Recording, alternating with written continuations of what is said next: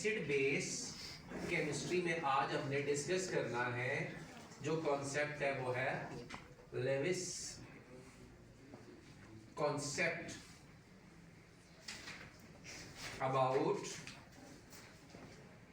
Acid and base.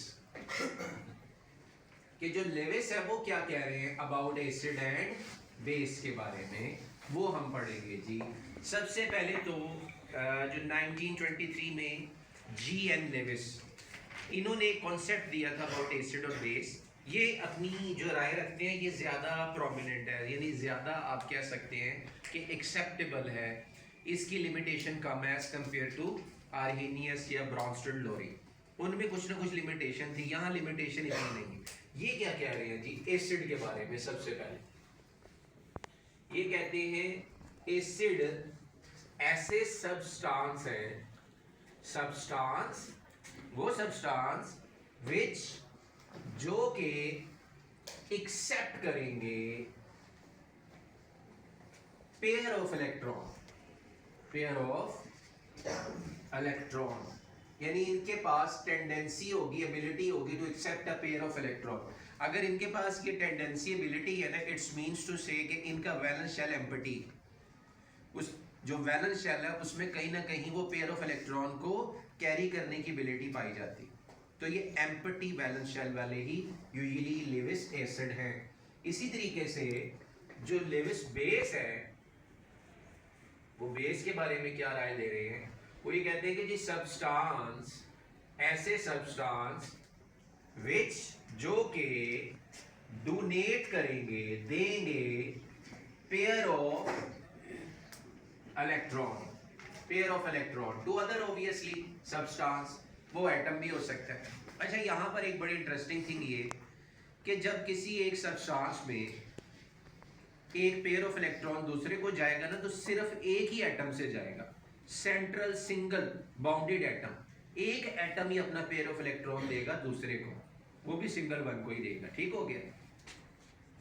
जब हम बात करते हैं यहाँ पर एग्जाम्पल्स की, तो there is a lot of example.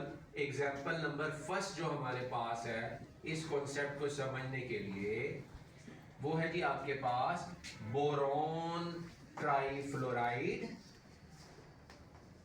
Boron trifluoride की और अमोनिया की। अच्छा जी, बोरॉन ट्राइफ्लोराइड को समझने के लिए पहले तो मैं इसका कॉन्फ़िगरेशन शो करता हूं। बोरॉन के पास आखिरी शेल में 3 इलेक्ट्रॉन है, फ्लोरीन के पास आखिरी शेल में 7 इलेक्ट्रॉन है। कितने? 7। अब फ्लोरीन के पास आखिरी शेल में 7 इलेक्ट्रॉन है, फ्लोरीन को एक चाहिए, तो बोरॉन यहां पर ऐसे सिंगल कोवलेंट बॉन्डिंग कर रहा है। ये मैं लाइन से ये शो कर रहा हूं। लेकिन बोरॉन सेंट्रल एटम अभी भी उसका वैलेंस शेल क्या है? इनकम्प्लीट है। उधर तो 6 हुए, 3 अपने इलेक्ट्रॉन है, 3 इसने यहां से कर लिए 6। तो इसको क्या चाहिए? एक पेयर ऑफ इलेक्ट्रॉन चाहिए। तो ये अप्रोच करेगा, किसे अप्रोच करेगा? अमोनिया को। अच्छा जी, अमोनिया के अगर हम स्ट्रक्चर को ड्रॉ करें तो ये उसकी कॉन्फ़िगरेशन है, इसके पास 5 इलेक्ट्रॉन है, तो 3 हाइड्रोजन के साथ ये सिंगल कोवलेंट बॉन्ड करेगा, यानी एक एक इलेक्ट्रॉन शेयर कर लेगा। ले जी, मैंने ये लाइन से ये शो भी कर दिया। अब ये जो था ये नाइट्रोजन, ये था वो सेंट्रल एटम। यहां पर इसके पास ये लॉन पेयर है, इसे हम क्या कहेंगे? Lone pair. ये लॉन पेयर को जब बोरॉन अप्रोच करेगा तो ये इसको डोनेट कर देगा और ये एक्सेप्ट कर लेगा। तो यहां आप ये कह सकते हैं कि जो बोरॉन है वो बेसिकली एक्सेप्ट कर रहा है, तो वो है लेविस एसिड, और नाइट्रोजन यहां एक्ट कर रहा है एज अ लेविस, ये एक्ट कर रहा है एज अ एसिड और ये एक्ट कर रहा है एज अ बेस। ठीक है, तो जो नाइट्रोजन है अमोनिया में, ये एक्ट कर रहा है एज अ बेस, यानी आप ये भी कह सकते हैं कि जी अमोनिया यहाँ पर बेस है, boron trifluoride as a acid है। तो ये लॉन पेयर इसे दे देगा। ये लॉन पेयर जब इसे मिल जाएगा तो फिर आगे जो बनेगा प्रोडक्ट उसको हम कहेंगे अडक्ट। जरा देखिएगा उसे मैं कैसे लिख रहा हूँ, स्टूडेंट्स लिसन केयरफुली। ये आपके पास हो गया जी BF3,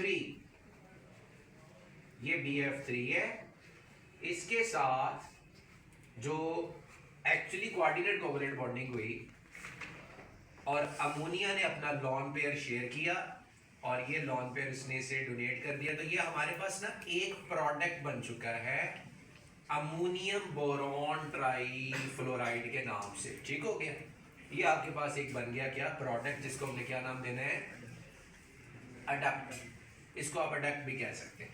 अच्छा याद रखिएगा, इस तरह की जो बॉन्डिंग होती है इनमें ये जो सेंट्रल एटम है इसको हम क्या कहेंगे, जो एक्सेप्ट कर रहा है pair of electron, Lewis acid.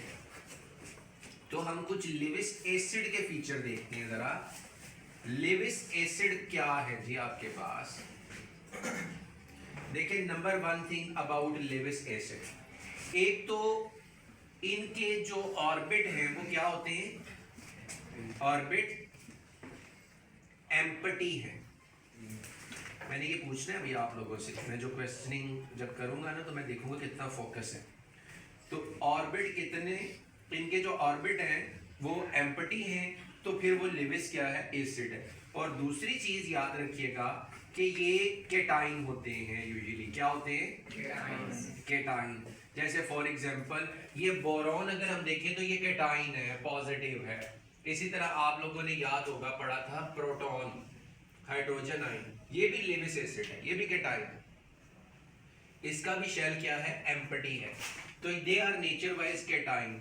अच्छा ये जो आपकी अल्कली मेटल्स होती हैं, सोडियम, पोटेशियम, मैग्नीशियम वगैरह, कैल्शियम, इनके अंदर भी टेंडेंसी होती है बट बहुत कम होती है। They also act as a Lewis acid. Cation तो वो भी है लेकिन उनके अंदर टेंडेंसी क्या होती है, कम होती है। आल्दो सिल्वर में बहुत ज्यादा होती है, ये याद रखिएगा, सिल्वर Ag। फिर हमारे पास आ जाता है जी लेविस बेस। जब हम लेविस बेस के फीचर देखते हैं तो जो लेविस बेस है स्टूडेंट्स, इनके पास पेयर ऑफ इलेक्ट्रॉन जो होगा वो एक्स्ट्रा होगा, लॉन पेयर, ये याद रखिएगा। तो एक तो they must have a lone pair, Lewis base के पास लॉन पेयर होगा। और लेविस बेस जो होते हैं वो यूजुअली क्या होते हैं, एनाइन भी होते हैं और न्यूट्रल मॉलिक्यूल भी होते हैं। अब मसलन देखिएगा जरा गौर से, हमने अभी एक चीज जो मेन देखी, क्या, लेविस बेस के पास लॉन पेयर होने चाहिए। तो लॉन पेयर तो पानी में भी होता है। अगर हम पानी का स्ट्रक्चर ड्रॉ करें स्टूडेंट्स, लिसन, ये देखें, this is the structure of water. ये एक न्यूट्रल आपके पास क्या है, बेसिकली मॉलिक्यूल है, पार्शियल पॉजिटिव और पार्शियल नेगेटिव चार्ज। ऑक्सीजन में नेगेटिव, इस पे पॉजिटिव है, वो पार्शियलिटी पोलैरिटी। लेकिन अगर हम ऑक्सीजन का स्ट्रक्चर देखें तो एक एक इलेक्ट्रॉन तो वो यहाँ शेयर कर रहा है, ये तो बिजी हो गए। बाकी इसके ये जो दो पेयर है ये तो लॉन पेयर है। तो ये भी क्या हुआ, फिर एक आपके पास स्ट्रक्चर लेविस बेस। ठीक है, न्यूट्रल जो आपके पास है, अल्कोहल, अगर हम अल्कोहल की बात करें स्टूडेंट्स देखिएगा, ये अल्कोहल है हमारे पास। अल्कोहल का फार्मूला क्या होता है, R अल्काइल रेडिकल के साथ OH, ये सिंगल बॉन्ड हो गया। ये देखिए यहाँ पर भी ये लॉन पेयर है, तो ये भी एक न्यूट्रल आपके पास क्या है, मॉलिक्यूल है, और यहाँ दो लॉन पेयर है, तो ये भी लेविस बेस है। अगर हम बात करें एनाइन की, एनाइन में आपके पास गुड एग्जांपल कौन कौन सी हैं, इसी के अंदर मैं बता रहा हूँ। जैसे ये हाइड्रोक्साइड है, अच्छा जी, इसमें हाइड्रोक्साइड नेगेटिव आयन, अच्छा वो कब होगा, ये देखो जरा, ये जो इसने शेयरिंग किया है R के साथ एक इलेक्ट्रॉन, अगर मैं ये कहूँ कि ये वाला लॉन पेयर इधर शिफ्ट हो जाए, यानी ये जो पेयर ऑफ इलेक्ट्रॉन है ये यहाँ अगर शिफ्ट हो जाएगा तो ऑक्सीजन पर कौन सा चार्ज आ जाएगा, नेगेटिव। यानी ये आपका OH R से अब खत्म हो रहा है, बॉन्डिंग तोड़ रहा है। लेकिन ये जो लॉन पेयर है ये किसकी तरफ आ गया है, OH की तरफ। यानी OH ने इस पेयर को, इस बॉन्ड पेयर को, सॉरी लॉन पेयर नहीं, बॉन्ड पेयर को अपनी तरफ शिफ्ट कर लिया है। इस पे तो पॉजिटिव चार्ज आ जाएगा, लेकिन ये जो OH नेगेटिव है ये भी आपके पास क्या है, एक लेविस बेस। अगर आप देखो तो इसके पास फर्दर लॉन पेयर अभी भी है, ये देखें, ये लॉन पेयर ही। सो जो एनाइन है, क्लोराइड की एग्जांपल देखें, फॉर एग्जांपल आपके पास क्लोराइड अगर हम देखें HCl है, यहाँ पर ये बॉन्डिंग हो रही थी। ये जो इलेक्ट्रॉन है ये अगर क्लोरीन की तरफ आ जाए, इस पे नेगेटिव चार्ज आ जाएगा, इस पे पॉजिटिव, तो वो जो क्लोरीन माइनस है क्लोराइड आयन, ये भी क्या है आपके पास लिविस बेस। अगर आप क्लोराइड को देखो तो इसके पास भी लॉन पेयर हैं, ये देखिए ये सारे लॉन पेयर ही हैं इसके पास। So negative ion chloride ion जो है they are also a Lewis base, और जो केटाइन होंगे nature wise they are a Lewis acid. और जो लिविस एसिड होंगे उनका शेल एम्प्टी होगा, लिविस बेस के पास लॉन पेयर होंगे। इनमें कोऑर्डिनेट कोवलेंट बॉन्डिंग होती है, जो प्रोडक्ट बनता है उसे अडक्ट कहते हैं। There are lot of example, आप जो प्रोटॉन की और वाटर की एग्जांपल भी दे सकते हैं, प्रोटॉन की अमोनिया की एग्जांपल भी दे सकते हैं, ओजोन की एग्जांपल भी इसमें आ सकती है, ये याद रखिएगा। ओजोन के केस के अंदर भी O2 और O, अगर हम बात करें O2 की तो O जो है इसके अंदर लिविस बेस है, सॉरी O2 लिविस बेस है और O जो है वो लिविस एसिड है, वो एक्सेप्ट करेगा। सो बहुत सी एग्जांपल आपके पास है जी, इस कॉन्सेप्ट्स को आपने तैयार करना है बोर्ड पॉइंट ऑफ व्यू से इंपॉर्टेंट।